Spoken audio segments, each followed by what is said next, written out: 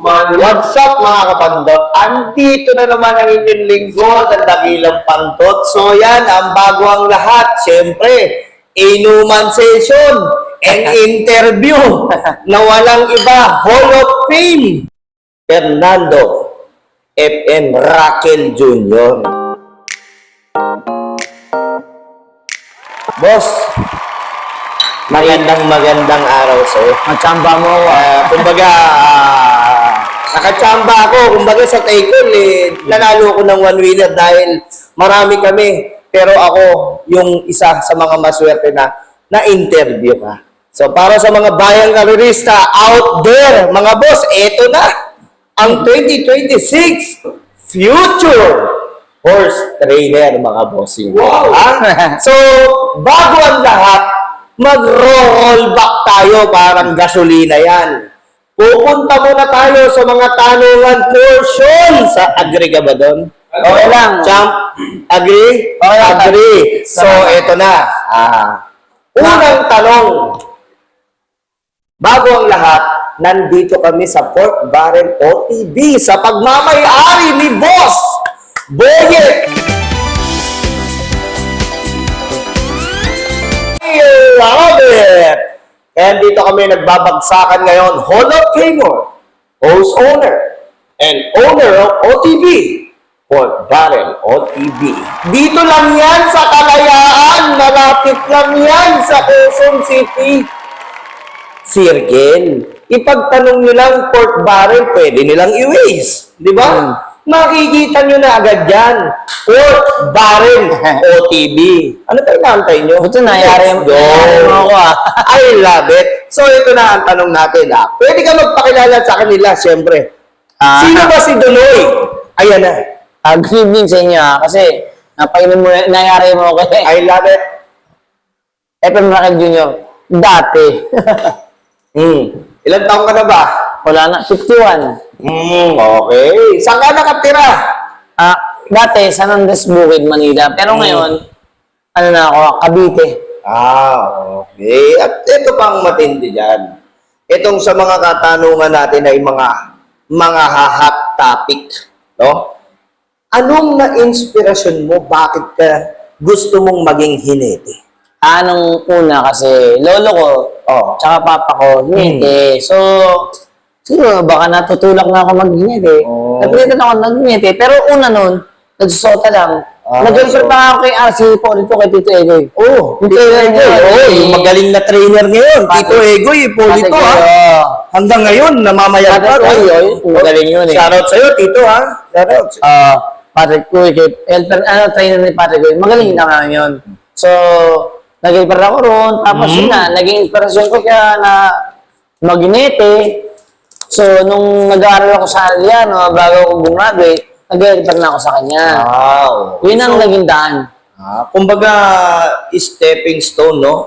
Magdaan ka muna sa hirap. Siyempre, hindi ka naman magiging hinete kung hindi ka dadaan sa mga helper, sota. Kaya, bakit dinaan yan? Isa-shoutout natin ang mga helper at sota. Baka kala nyo, kayo din. Katulad ng Hall of Fame. Di ba? Naging Hall of Fame. From start to finish, helper na naging Hall of Fame. Nag-refer talaga ako. Yun talaga. Yun talaga. So, yung pakiramdam ng helper, champs, anong pakiramdam ng helper? Hindi, mahirap talaga mag-refer. Kaya lang, nagkakaroon... Yung anong oras ka gumigising? Anong oras Hindi kasi yung time na, syempre, Tito Egoy, di ba? Kasi hindi ensayo yan eh. Sakay yan eh. So, para malaman nila, di ba? Tito Egoy yan eh. Hindi nag-ensayo, sakay lang ng sakay. Tapos nung nung nag-aaral ako sa Aliano, si Tito Egoy sabi sa akin, apprentice ka. So, nag-apply ako. Siyempre, tambay-tambay na ako. Nag-apply ako ng apprentice. Kasi, siyempre, nandun ako sa karera. So, nahikaya to, nainganyo ko na mag-apprentice, nag-apply ako. Tapos, sabi ko, pwede yun eh. Hindi. Kasi ang amo namin doon, si Don Lorendo. Lorendo. Noong time na yun, natanggap na ako dahil nag-apply ako. Pero okay naman yung requirements, yung kompleto naman. Okay. May tanong ko lang.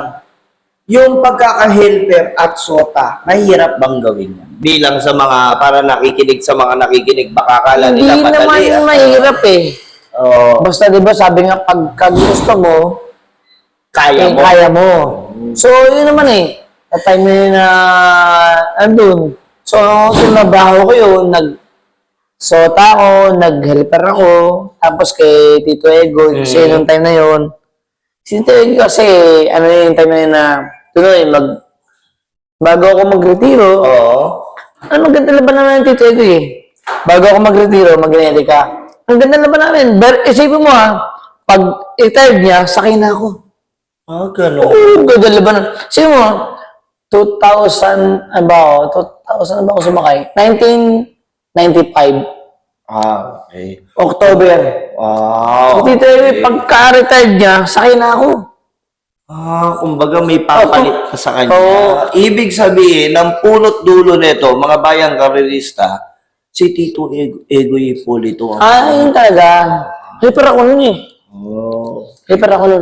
So ito na, natapos na tayo sa pagiging helper, natapos na tayo sa pagiging SOTA, kompleto requirements, dumating na yung panahon.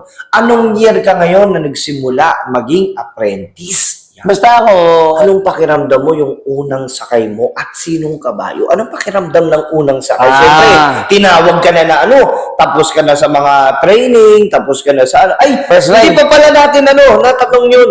Yung training. Patanong natin yung Okay, para anong pakiramdam mo? Okay. Kasi may medyo tumatalo Ah, tayo. yes, ito lang. Kasi alam nyo, bayang karerista, Hall of Famer tong kausap ko. Kaya kailangan natin sulitin. Ano Hindi, ba? ganito. Ano bang feeling? ang batch kasi